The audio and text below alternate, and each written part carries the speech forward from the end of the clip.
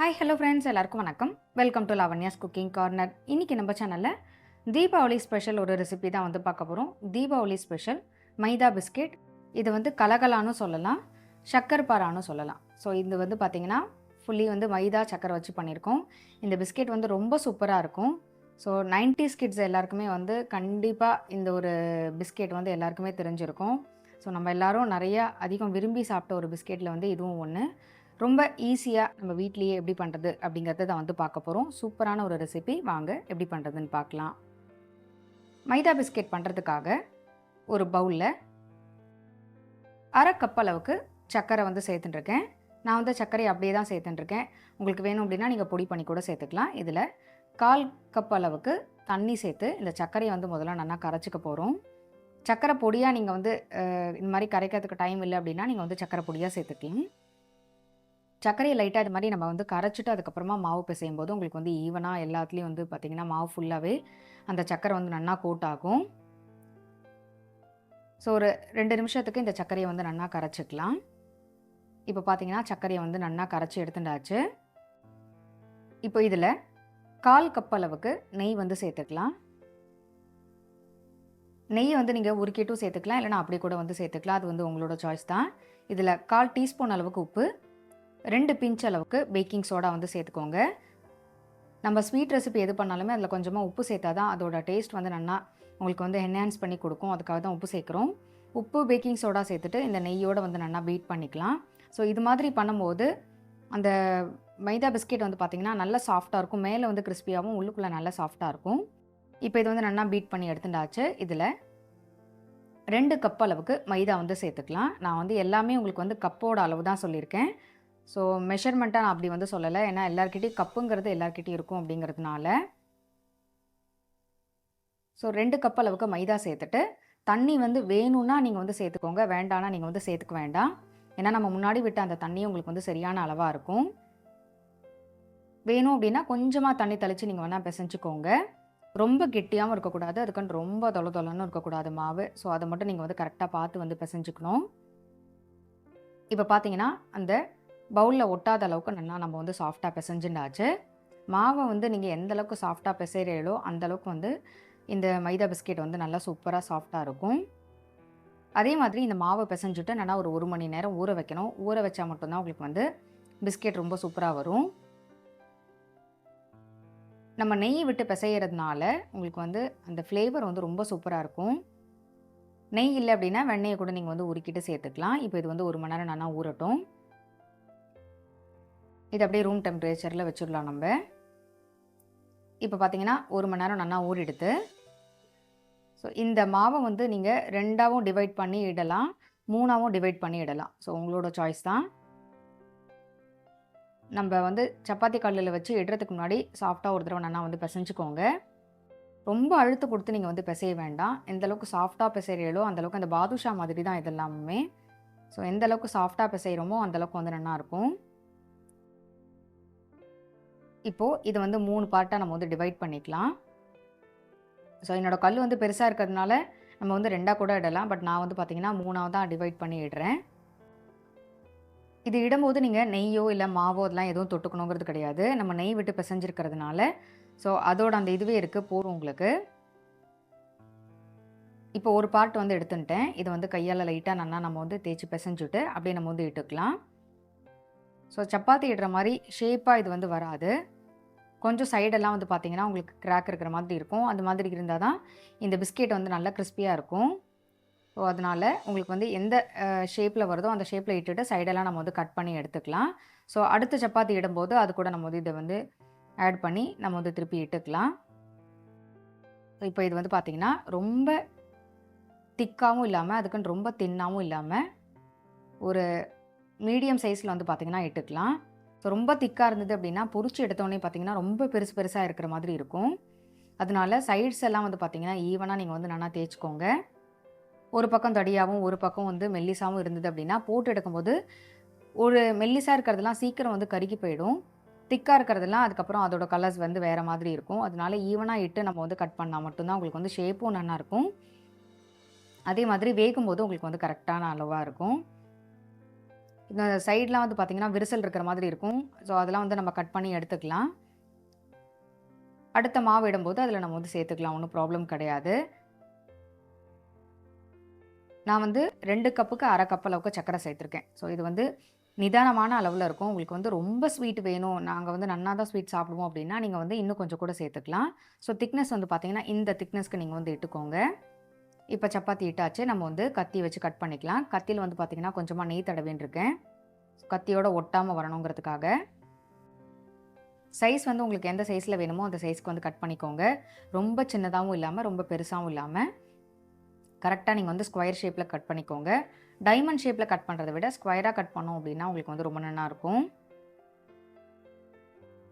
So எங்க கிராமத்தில வந்து பார்த்தீங்கன்னா, பக்கத்தில இருக்கிற அந்த பெட்டி கடையில இந்த பிஸ்கெட் வந்து கிடைக்கும். ஸோ ஒரு பிஸ்கெட் வந்து 5 பைசா. ஸோ அது மாரிலாம் வந்து நெறையா வந்து சாப்ட்டுருக்கோம். டேஸ்ட்டுமே வந்து பார்த்தீங்கன்னா, அவ்ளோ சூப்பரா இருக்கும். எனக்கு இது பண்ணும்போது எனக்கு அந்த ஞாபகம் தான் வந்தது. நம்ம சவுத்ல வந்து பார்த்தீங்கன்னா, இத வந்து கலக்கலான்னு சொல்லுவா. மைதா பிஸ்கெட்ன்னு சொல்லுவா. இதே நார்த் சைட்ல வந்து சக்கர் பரான்னு சொல்லுவா. ஸோ ரெசிபி எல்லாமே வந்து சேம் தான். பட் ஒரு ஒரு ஊருக்கும் வந்து பார்த்தீங்கன்னா, ஒரு ஒரு மாதிரி வந்து நம்ம பேர் சொல்றது தான். அதே மாதிரி இதில உப்பு, காரம் போட்டு அம்மா வந்து பண்ணுவா. ஸோ கண்டிப்பா அம்மா வரும்போது கண்டிப்பா அதோட ரெசிபி நான் உங்க கூட வந்து ஷேர் பண்றேன். அதுவுமே நல்லா காரசாரமா ரொம்ப சூப்பரா இருக்கும். ஸோ அத வந்து பார்த்தீங்கன்னா, அம்மா டைமண்ட் ஷேப்ல தான் கட் பண்ணி பண்ணுவா. ஸோ எக்ஸஸா இருக்கக்கூடிய அந்த சைட்லலாம் வந்து பார்த்தீங்கன்னா, அதோட ஷேப்பே இல்லாம இருக்கு. அதனால அது எல்லாத்தையும் நம்ம வந்து எடுத்துடலாம். ஏன்னா ரொம்ப சின்ன சின்னதா இருந்தது அப்படின்னா கருகி போயிடும். அதனால ஷேப் இல்லாமயோ அது மாரி சின்னதா இருந்தது அப்படின்னா, நீங்க வந்து எடுத்துடுங்கோ. இப்போ மீதி பிஸ்கெட்ஸ் எல்லாமே வந்து பார்த்தீங்கன்னா, ஒரே மாதிரி இருக்கு. ஸோ சைஸும் ஒரே மாதிரி இருக்கு. அதே மாதிரி அந்த ஈவனா இருக்கு உங்களுக்கு வந்து கட் பண்ணினது. அதனால இது எல்லாத்தையுமே நம்ம வந்து ஒரு தாம்பாளத்துக்கு வந்து மாத்திக்கலாம். ஸோ ஒரு பேட்ச் வந்து போட்டு எடுத்துட்டே நீங்க வந்து இன்னொரு பேட்ச் இட்டேல் அப்படின்னா உங்களுக்கு வந்து சரியா இருக்கும். இதுவும் காஞ்சு போகாம போட்டு எடுத்தா தான் உங்களுக்கு வந்து நன்னா இருக்கும். காஞ்சு போயிடுத்து அப்படின்னா மேலலாம் வந்து பார்த்தீங்கன்னா வர வரன்னு ஆயிடும். இப்போ இது ஒரு தாம்பாளத்தில நம்ம எல்லாத்தையும் வந்து மாத்திக்கலாம். தாம்பாளத்தில வந்து ஒட்டாம ஒண்ணு ஒண்ணா நீங்க வந்து போடணும். அதே மாதிரி எண்ணெயில போடும்போது ஒண்ணு ஒண்ணா தான் போடணும். ஒரேடியா நம்ம வந்து அப்படியே எண்ணெயிலயோ, இல்ல தாம்பாளத்திலயோ சாய்ச்சிட்டோம் அப்படின்னா, ஒண்ணோட ஒண்ணு ஒட்டின்றும். ஏன்னா, இதில வந்து சர்க்கரை சேர்த்துருக்கோம். அதனால, ஸோ சர்க்கரையோட அந்த ஒரு பிசுபிசுப்பு தன்மை வந்து பார்த்தீங்கன்னா, ஒண்ணோட ஒண்ணு ஒட்டின்றும். இப்ப இது வந்து ஒரு பிளேட்டுக்கு மாத்தியாச்சு. ஒரு பக்கம் வந்து பார்த்தீங்கன்னா, எண்ணெயும் நான் சூடு பண்றதுக்காக வச்சிருந்தேன். எண்ணெயும் வந்து காஞ்செடுத்து. ஸோ எண்ணெய் காஞ்செடுத்தாங்கிறத வந்து செக் பண்ணிக்கோங்க. ரொம்ப ஹையா வந்து பார்த்தீங்கன்னா, ஸ்டீம் வந்து வைக்க வேண்டாம். ஸோ மீடியமா வந்து எண்ணெய் சூடானதுக்கப்புறம் சிம்ல வச்சு நீங்க வந்து போட்டுடுங்க. ஏன்னா, இது வந்து சீக்கிரம் உங்களுக்கு வெந்து போயிடும். உள்ளுக்குள்ள வந்து வேகாம மேல வந்து கருகி போன மாதிரி ஆயிடும். அதனால ஃப்ளேம் மட்டும் நீங்க வந்து பார்த்துக்கணும். நம்ம பாதுஷாக்கு எப்படி போட்டு எடுப்போமோ, சேம் அதே மாதிரி தான். ஸோ மைதாவ பொறுத்தவரையும் வந்து பார்த்தீங்கன்னா, சீக்கிரம் உங்களுக்கு வந்து வெந்து போயிடும். அதனால எண்ணெய் சூடானதுக்கப்புறம் ஃப்ளேம் வந்து மீடியமா வச்சுட்டு அப்படியே நம்ம வந்து பொரிச்சு எடுத்தோம் அப்படின்னா, ஈவனா உங்களுக்கு வந்து குக் ஆயிடும். இப்போ நம்ம போட்டு ஒரு 2 நிமிஷம் கழிச்சு தான் நம்ம வந்து பெரட்டி விடணும். ஏன்னா மைதா, சர்க்கரை இருக்கிறதுனால, அந்த எண்ணெயில போடும்போது ரொம்ப சாஃப்ட்டா இருக்கிற மாதிரி இருக்கும். ஸோ உடனேவே நம்ம கரண்டி போட்டு திருப்பினோம் அப்படின்னா, ஒண்ணோட ஒண்ணு உடைஞ்சு போன மாதிரி ஆயிடும். அதனால ரொம்ப ஜாக்கிரதையா நீங்க வந்து பார்த்து வந்து திருப்பி போட்டுக்கோங்க. ஸோ அது வேகும்போதே அதோட கலர் வந்து பார்த்தீங்கன்னா, அவ்ளோ சூப்பரா இருக்கும். நம்ம சர்க்கரை சேர்க்கறதுனால, அந்த ஸ்வீட்னஸோட சாப்பிடறதுக்கே ரொம்ப சூப்பரா இருக்கும். ஃப்ளேம் வந்து பார்த்தீங்கன்னா, நான் வந்து மீடியமா தான் வச்சிருக்கேன். ரொம்ப சிம்லயும் இல்ல, ரொம்ப ஹைலயும் இல்ல. ஸோ இது மாதிரி நம்ம வந்து பொரிச்சு எடுத்துக்கலாம்.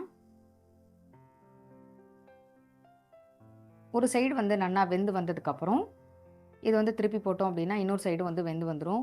ஸோ 4 பக்கமுமே வந்து பார்த்தீங்கன்னா, ஒரே மாதிரி வந்து ஈவனா குக் ஆகணும். அப்பதான் பார்க்கறதுக்கும் நல்லாருக்கும், சாப்பிடுறதுக்கும் நல்லாருக்கும்.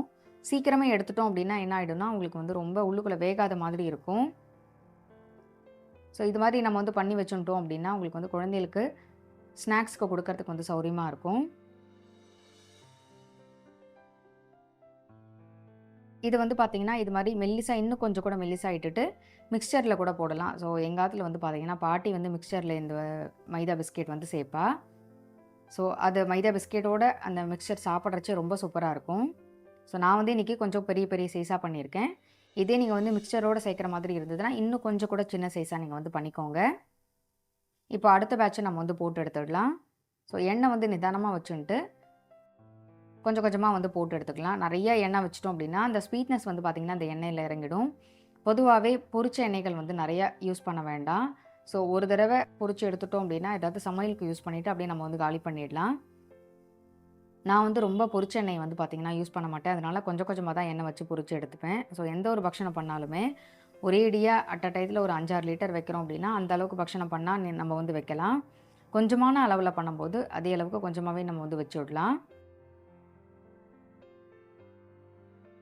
எண்ணெய் வந்து பார்த்தீங்கன்னா, லைட்டா இது மாரி மேல எடுத்து விட்டோம் அப்படின்னா, மேல இருக்கக்கூடிய அந்த மாவு எல்லாமே நல்லா வெந்து வந்துரும். அதுக்கப்புறமா உங்களுக்கு வந்து திருப்பி போடுறதுக்கு வந்து சௌரியமா இருக்கும். இது பொரிச்சு எடுத்த உடனே வந்து பார்த்தீங்கன்னா, ஒரு மாதிரி பொர பொரன்னு இருக்கிற மாதிரி இருக்கும். ஆனா ஆறினதுக்கப்புறம் உங்களுக்கு உள்ளுக்குள்ளலாம் வந்து பார்த்தீங்கன்னா, சாஃப்ட்டா ஆக ஆரம்பிச்சுடும். அதே மாதிரி ரொம்ப நாழி போட்டு எடுத்துட்டே இருந்துட்டோம் அப்படின்னா, உங்களுக்கு வந்து பார்த்தீங்கன்னா, ரொம்ப கடக்கா இருக்கிற மாரி ஆயிடும். ஸோ, அதனால போட்டு எடுக்கிறதையும் நீங்க வந்து பார்த்து போட்டு எடுத்துக்கோங்க. அதே மாதிரி நம்ம வந்து ஒரு பேட்ச் போட்டு எடுத்துட்டே ஒரு பேட்ச் இட்டு வச்சோம் அப்படின்னா, நமக்கு வந்து டைம் ரொம்ப சேவ் ஆகும்.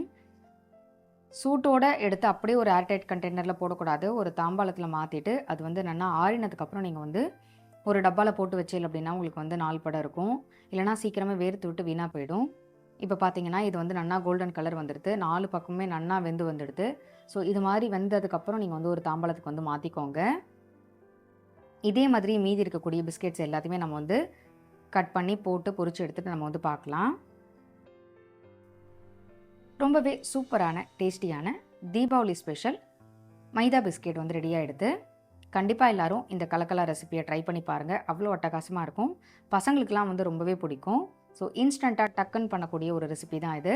ஸோ இந்த வருஷம் தீபாவளிக்கு இந்த ஸ்வீட் பிஸ்கெட்ட வந்து ட்ரை பண்ணி பார்த்துட்டு உங்களோட ஃபீட்பேக் வந்து எனக்கு சொல்லுங்க. இந்த வீடியோ புடிச்சிருந்தது அப்படின்னா உங்க ஃப்ரெண்ட்ஸ்க்கும், ரிலேட்டிவ்ஸ்க்கும் ஷேர் பண்ணுங்க. மறக்காம நம்ம சேனலையும் வந்து சப்ஸ்கிரைப் பண்ணிக்கோங்க. மறுபடியும் அடுத்த ஒரு வீடியோல உங்க எல்லாரையும் சந்திக்கிறேன். நன்றி. வணக்கம்.